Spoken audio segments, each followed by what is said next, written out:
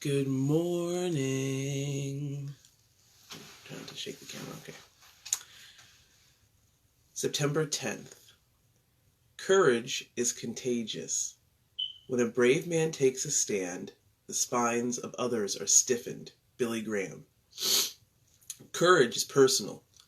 All of us hammer it out or don't in the privacy of our own souls. No one can be courageous for you any more than you can be courageous for someone else. The buck stops with us. Yet there is a communal element in all individual growth. When any of us takes a stand, a model has been created to inspire the rest of us. In ways we would never guess, our smallest brave efforts, which may not even be particularly successful, have results that reach beyond us. A single deed of ours may become the stone someone else uses to start building a new foundation. All human words and deeds are something like radio transmitters.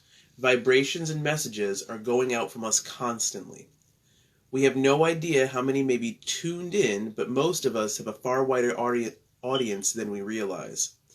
A word spoken against bigotry, a refusal to use drugs, a willingness to keep on plotting against the odds, these are just a few of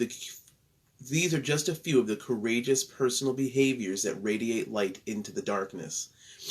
Even though our intention isn't and shouldn't be to wow other people, it's good to know that our personal sweat as a side effect might water someone else's garden. Don't look now, but someone is watching. Don't look now, but someone is watching. Somebody's always watching. I have a lot of siblings, and I didn't grow up with all of them.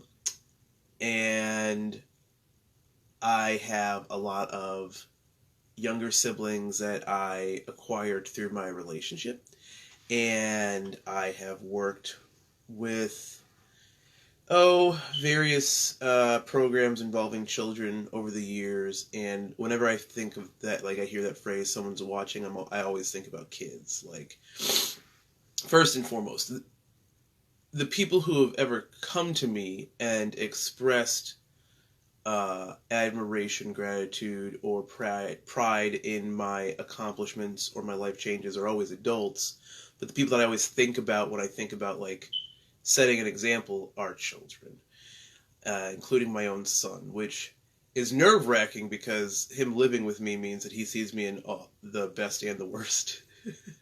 And so him seeing my best and worst behavior kind of gives me pause as well as anxiety, because at the same time I recognize that I'm still a human being who's going to make mistakes. That happens. So as far as like who's watching, I think of the children. I think of setting a good example for kids. I think of how the generations coming after my current generation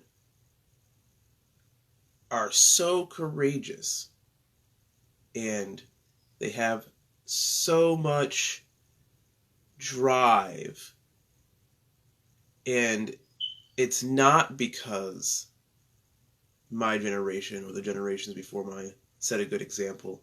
It's because we didn't, and we left the generations after us with little choice but to carry the burden of being courageous where we weren't.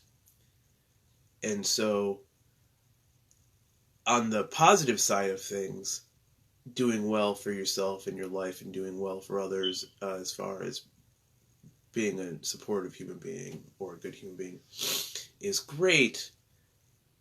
But on the flip side of things, there's also a price to be paid when we aren't courageous and we leave things well enough alone, because facing our inner demons as individuals and as a society is just hard, and we don't want to do that.